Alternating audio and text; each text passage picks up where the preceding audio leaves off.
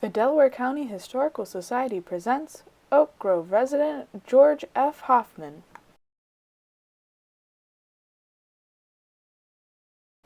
As you can see by the map, George is buried in the forest section. Good afternoon. I'm George Frederick Hoffman. This is my wife, Rosina. And I want to thank you for coming by today. I don't get many visitors. I was born in Bavaria in 1826 in a little town called Kuhnhart. And one of the odd things about my family was there were 4 Georges in that generation, not including my father.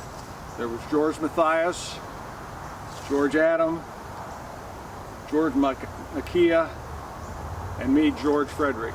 So I don't know what mother did when she yelled George, who would answer. But George was always at fault, I'm sure. I did have another brother and 2 sisters. My older brother, George Adam, decided to become a baker, and he did his apprenticeship, and he went to America in the 40s. And he had found a wife along the way, so he took her with him. And we lost contact with him. We didn't know where he was. So when I got of age to go to work, I didn't want to be a farmer. I just decided that I too would be a baker. So I took my apprenticeship, and when I finished it, I came home and talked to my parents about it. Mother wasn't very happy at all. But Dad sold a set of oxen to help me fund my way to get to America. So I get to America, and that was in 1849. I was on my way to Peoria, Illinois, because that's where it was suggested I go, because a friend of mine had a brother that had immigrated there. So I got to America. It took about 40 days. I ended up in Pittsburgh, and I was waiting on a steamer to take me to Cairo and then on to Peoria. And I was in a barber shop one day getting a haircut. And the barber was very chatty, and he and I were discussing things. And he said, you know, around the corner, a couple blocks from here, there's a George Hoffman, and I think he's a baker. He said, I'll take you there after my haircut. So we went over, and we heard this noise in the backyard, and we went around the house, and lo and behold, there was my older brother, George Adam, splitting firewood. So I moved out of the boarding house, moved in with him and his family. He had a hardware store and a bakery. Did that for, I don't know, 18 months maybe.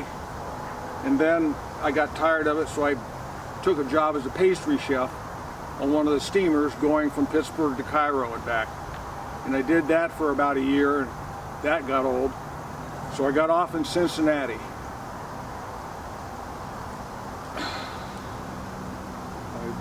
Moved to a little town called Milford, and I took a job as a foreman in the bakery at $7 a week.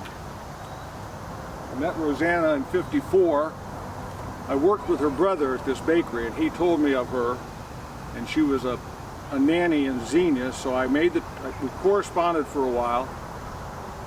I went up and saw her, came back, we corresponded some more, and went back and got her in '54, brought her back to Cincinnati, and we got married. By '61, we had 4 kids, and there was just one named George. So he was George Julius. We got tired of working for the bakery company that I was working for, so I started my own. And then in '64, I joined Mr. Lincoln's Army, and I spent a 4-month tour of duty guarding the railroads between Maryland and West Virginia. I came back and I said to Rosina, I said, what do you want to do? And she said, well, my brother had moved to Delaware, Ohio. Why don't we go up there and see what it's like?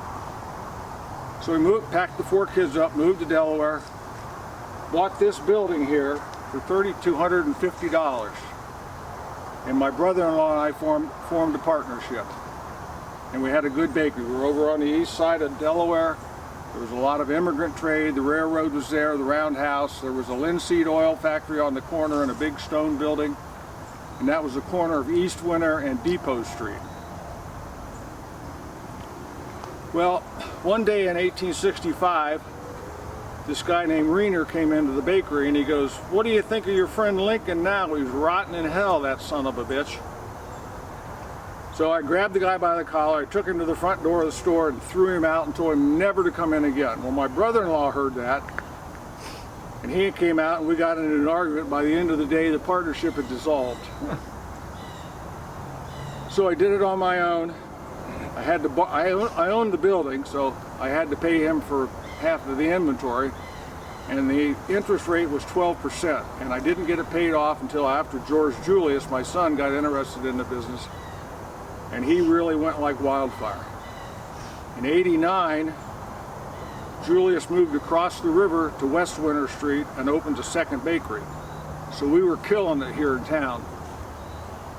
Well, in 1899, I suddenly went blind, and Julius, bless his heart, managed my bakery and his bakery until I died in 1903. And if you haven't, I have some pictures here of, the pictures represent who's in the hole here, for lack of a better way of putting it. The Delaware County Historical Society is supported by dues, grants, donations, and volunteers. We welcome your help with any of our worthwhile projects.